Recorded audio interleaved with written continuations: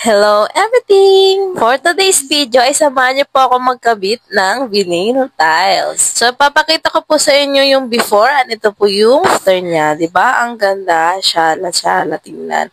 Mas maganda po talaga ang vinyl tiles kesa floor mat lang po. Kasi ang floor mat, ang nipis at mabilis lang din po siyang masira. Kaya sa mga naka-floor mat dyan at nasira na po yung floor mat, yung palitan niya na po yan ng vinyl. Napakasulit niya.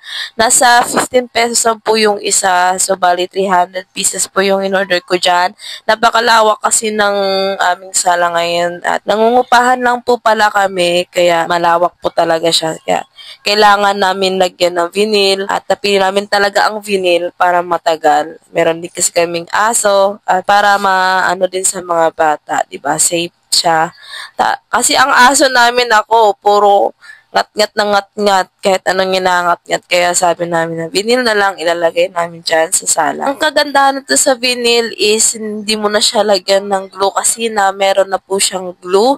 Napakadikit niya po. Grabe. Rough na rough po yung iba dyang floor dyan sa part ng bahay namin. Dumidikit pa po siya. Maraming klase po ang vinyl tiles. Meron din po yung parang wood at ganitong style po. Ang napili ko pong size is 30 by 30. So, ayan. Nag-start na po ako dyan. Nag-pattern na po at dinikit ko po. Ayan, tingnan nyo. Pakadikit. At, ayan, dinikit ko na siya. Ang bilis lang po niya talaga ilagay. So, bale, sponsor lang po sa amin itong vinyl na to. Kaya, thank you po at shoutout sa iyo, Papsi. Maraming salamat sa pavinil. So, bali, nag-start po ako dyan sa may gilid, pero sa gitna po. Sa gitna po ako nag-start dyan hanggang papuntang baba.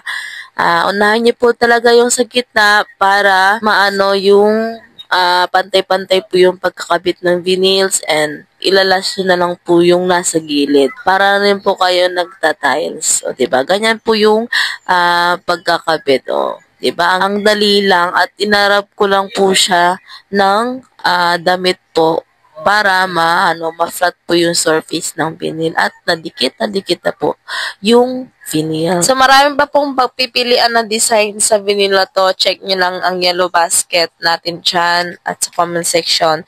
Makikita nyo na po ang iba-ibang design. At ang kagandahan pa po dito sa vinyl na to is waterproof na po siya at pwede po siya sa kitchen, sa toilet at sa mga sa dingding na. So, ito po yung kalabasan ng aming ginawa or pagkabit ng vinyl at ilang oras po kami naggawa. Nag-start po ako ng mga 8 PM hanggang madaling araw po, literal. So, tinulungan na po ako ng kuya ng asawa ko at ang pinsan niya, si Kuya Alvin at si Juro. At para daw mabilis akong matapos, o diba? So, hanggang dito lang po ang aking video at maraming salamat sa panonood. Bye-bye!